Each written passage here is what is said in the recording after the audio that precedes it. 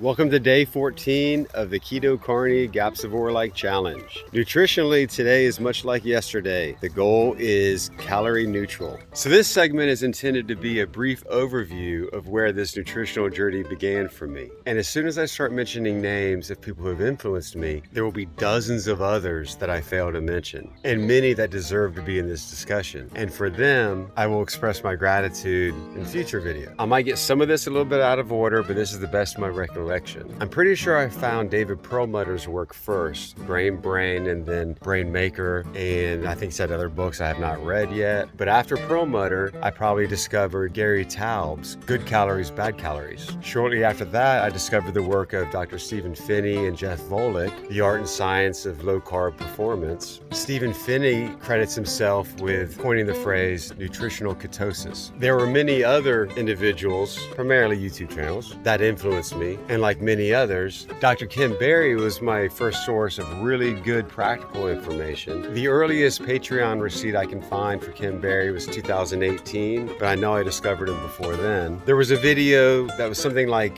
keto on a budget or something like that. But while we're all trying to get grass-fed meat and grass-fed butter and the highest quality ingredients we can, and trying to figure out how to use these nutritional protocols in a healthy way, we all ran into a problem of this is very expensive.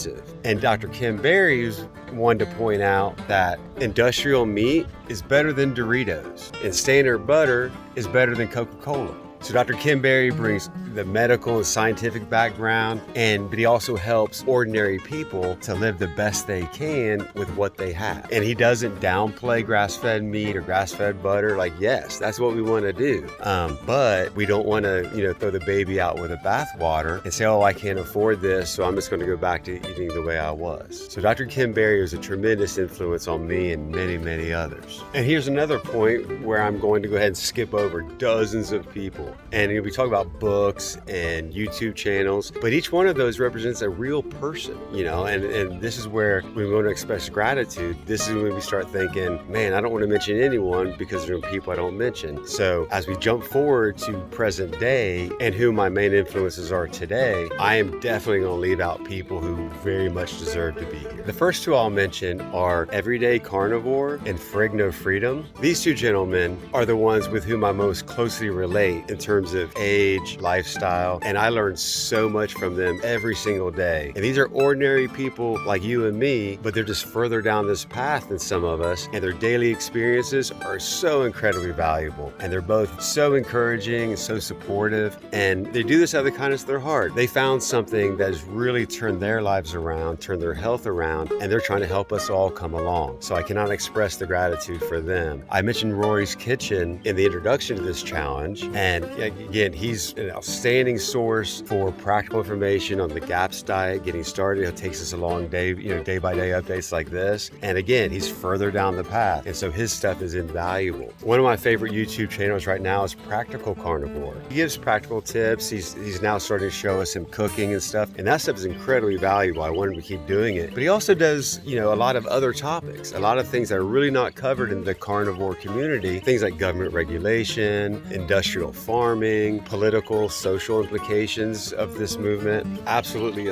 outstanding. And there's Steak and Butter Gal, Lily Kane, Carnivore Quest. I mean, we just go on forever. And we're going to. I'm going to probably make it like a daily feature where I mention at least one person because these people deserve our gratitude and it's incredible wealth of information. So this is kind of my lay of the land. And when this project makes it to a printed form, our bibliography will be extensive.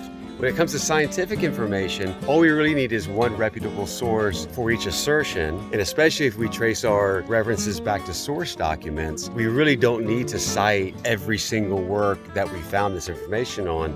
But when it comes to people, whether they be YouTubers or authors, the bibliography is more an expression of gratitude. One name that I intentionally didn't mention and predates every single other person I mentioned is Augustus Owsley Stanley III. We call him Bear. I was fortunate enough to discover Bear in the mid 80s or so, but this is a Renaissance man and a genius. Pioneering sound engineering techniques, the first private individual to mass produce LSD, the fact that he was virtually unaccosted for it and has a background in the Air Force with family and Air Force intelligence, it may not be a coincidence. And if my reference to LSD and Air Force intelligence seems a little odd to you, Weird Scenes Inside the Canyon is a great place to start. I mentioned in the Hacking Ultra 2023 Baptism by Fire episode that we're working on a book series on MK Ultra, the CIA's secret mind control experiments, and our bibliography on that is quite extensive. That's going to be a fun ride, but that's probably another topic for another day. But Bear is going to get an entire episode, not a daily update, not this vertical stuff. We're producing a full episode on Bear, and it's going to be outstanding. And the whole nutritional stuff and eating only meat and whatnot, that'll be a part of it. But that's just one part of the enormous story that is Bear Owsley. And so I don't know about you, but I'm extremely thankful to be here. Super excited. I probably tell you that every day, but I don't want you to forget. All right, guys, love you long time. I'll talk to you tomorrow.